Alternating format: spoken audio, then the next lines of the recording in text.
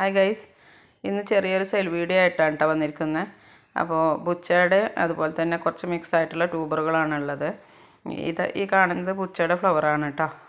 ബുച്ചയുടെ 2 ട്യൂബേഴ്സാണ് ഉള്ളത്. അപ്പോൾ 200, 150 ആ ഒരു റേറ്റിലാണ് കൊടുക്കുന്നത്. അപ്പോൾ ട്യൂബേഴ്സിൻ്റെ ഒക്കെ സൈസ് നമ്മളിതിൽ കാണിക്കുന്നുണ്ട് കേട്ടോ.